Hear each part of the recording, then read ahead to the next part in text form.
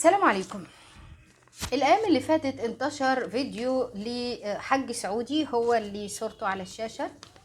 منزل فيديو العنوان بتاعه سعودي يهاجم أو ينتقد الإعلام المصري والحكومة المصرية بعيدا عن الشعب، وإن عندنا 3 مليون مصري وإن احنا أكتر دولة ساعدناها مصر.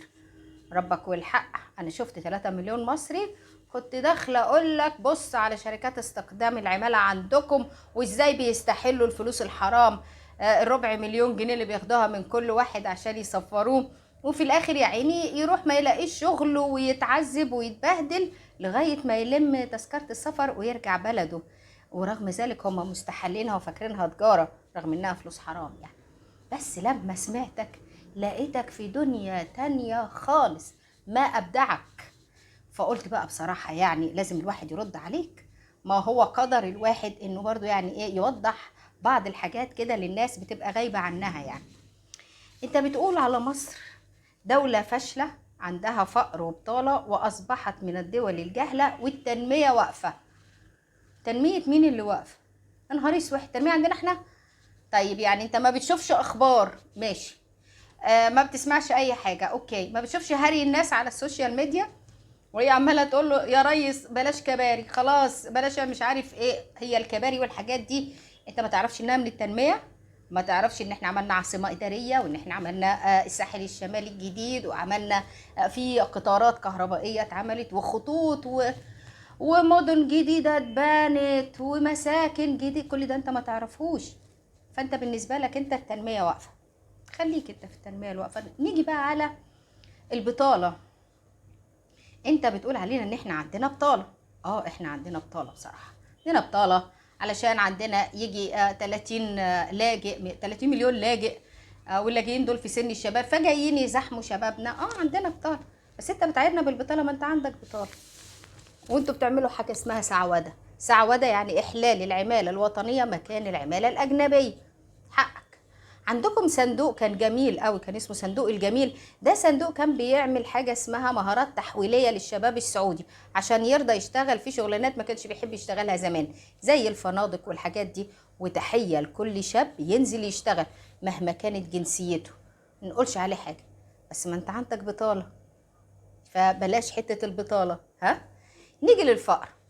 شعب مين الفقير يا حبيبي؟ يعني شعب مين الفقير؟ طب ما تنزل كده عندنا اليومين دول، هقول لك اهو في الشتاء يعني، انزل روح الساحل الشمالي شوف بيعملوا ايه، البحر الاحمر شوف الاجازات عشان احنا عندنا اجازات نص السنه. بلاش، تعالى عندنا خميس وجمعه وشوف الناس في اجازه اخر الاسبوع بيعملوا ايه. اركن ده كله على جنب وبص على احصائيات المعتمرين المصريين والحجاج المصريين اللي بيجولكوا. يعني في شعب فقير يدفع بال40,000 جنيه علشان يروح يقضي عمرة؟ على حسب إحصائياتكم مصر رابع جنسية بتطلع عمرة، مع إني برضو أشك في الحكاية دي. يعني أما يقول رابع جنسية بعد العراق وباكستان والهند، لا، ده احنا عندنا عمرة رجب وشعبان دي مقدسة، الناس لازم تروحها. أقل عمرة عندنا ب40,000 جنيه. مين الشعب الفقير اللي يطلع عمرة عشان يروح يصلي في الكعبة ربنا يرزقنا الصلاة فيها تاني؟ مين الشعب دوت اللي انت تقول عليه فقير؟ لا والله احنا مش شعب فقير، احنا شعب نزهي بيصرف على معتقده وعلى مزاجه يعني، وما بيبخلش على نفسه بحاجة. بتقول علينا دولة جهلة. مصر دولة جهلة؟ ده مش ممكن.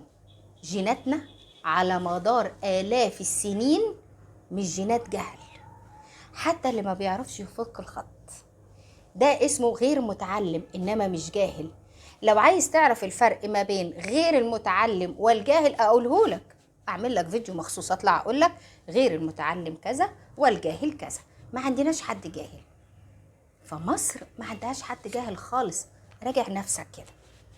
انت بتقول مصر تعاني ازمة داخلية وما عندك تجارة. يا اختي ما عندناش تجارة؟ ده عيب على المستثمرين السعوديين يا اخي اللي جايين عاملين استثمارات هنا وهم مش يعني هم لو مش عارفين ان هم هيكسبوا اضعاف ما صرفوا ما كانوش جم. احنا بوابة افريقيا. ما تيجي هنا في يوم وخصوصا يوم جمعة وتعالى كده خد لفة في منطقة وسط البلد، باب اللوق مع المناطق ديت، هتلاقي ان الافارقة بيجوا مصر ياخدوا بضايع بالجملة من الإبرة للصاروخ ويحملوها على بلادهم. احنا ما عندناش تجارة؟ يا نهار اسود، ده احنا اكبر سوق استهلاكي في الشرق الاوسط كله. يعني انت بتتكلم على مين؟ بتقول ان عندكم 3 مليون مصري، لو نزلوا مصر لا هيلاقوا سكن ولا هيلاقوا شغل. 3 مليون مصري عندك لو نزلوا مصر عندنا مش هيلاقوا سكن؟ سواح. امال المدن الجديده اللي الناس اساسا واخده لاحفادها دي مين اللي واخد فيها؟ هقول لك حاجه، المصريين اول ما يسافروا بره في اي مكان في العالم بيبقى همه الاول انه يجيب شقه ليه في مصر، وبعدين لو فلاح قراري او صعيدي قراري بيبني بيت في بلده، وممكن البيت ده يبقى عماره، وبيعملوا شقق على افخم مستوى مهما كان المكان اللي هم قاعدين فيه. فحته ان هم يعني مش هيلاقوا مكان دي لا، يعني بصراحه لو حابب ان احنا يعني ناخدك كده جوله في بعض يعني ايه المناطق اللي كانوا مغتربين عندكم وتشوف هم بنوا ايه او عملوا ايه، احنا على استعداد. انت بتقول على حاجة ما كنتش عايزة اتكلم عليها، بس انت اجبرت الواحد انه يتكلم عليها. انت بتقول انتوا بقيتوا دولة مأجورة، اللي يدفع هو اللي انتوا تقفوا معاه. لو مصر مأجورة كانت اشتركت ولو بجندي واحد في حرب اليمن معاكم، انما احنا مش دولة مأجورة. تحب اقول لك احنا مين؟ عشان واضح ان انت يعني مش من اهل الكهف، ده انت غير اهل الكهف خالص، ده انت الله يعينك ويقويك على اللي انت فيه. طيب احنا يا استاذنا الفاضل شعب يحب قوي انه ينشر مشاكله على او يناقش مشاكله على السوشيال ميديا. ده كنت طباع ان احنا شعب فقير وان احنا شعب وان احنا شعب وما اعرفش ايه، وده طبعا ما حصلش.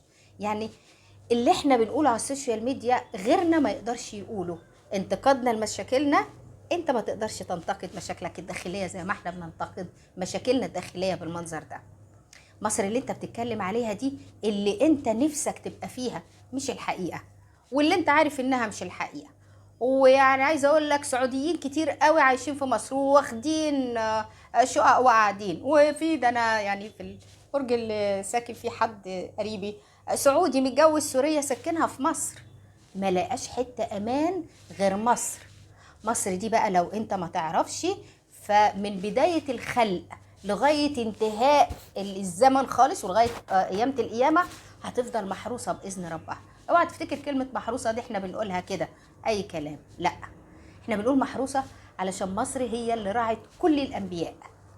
جالها ابراهيم اتجوز منها وخلفت له اسماعيل، جالها يوسف وكان اخواته عايزين يموتوه وبقى فيها وزير، ما احنا بننصف الغريب لو انت ما تعرفش يعني. اتربى فيها موسى وخرج منها، جاتها السيدة مريم مع ابنها تحتمي في شعبها ودعت لنا، قالت مبارك شعب مصر. ربنا عز وجل ساب الأرض كلها وتجلى على أرضنا في الوادي المقدس طوى في جنوب سيناء. هل تعتقد إن بلد حصل فيها ده كله إنها في الآخر هتبقى فقيرة، ولا هتستنى معونات، ولا هتستنى مساعدات، ولا ربنا هيشمت فينا حد؟ ولا هيحصل حاجة من دي. فعشان بس ايه لو انت قاعد مستني ان ده يحصل، فهو للأسف انا عايزة اقولك ان ربنا مش هيشمت حد زيك كده فينا. انت في الاخر كده يعني عملت زي اللي سكت ظهرا ونطق جهلا. يلا سلام عليكم.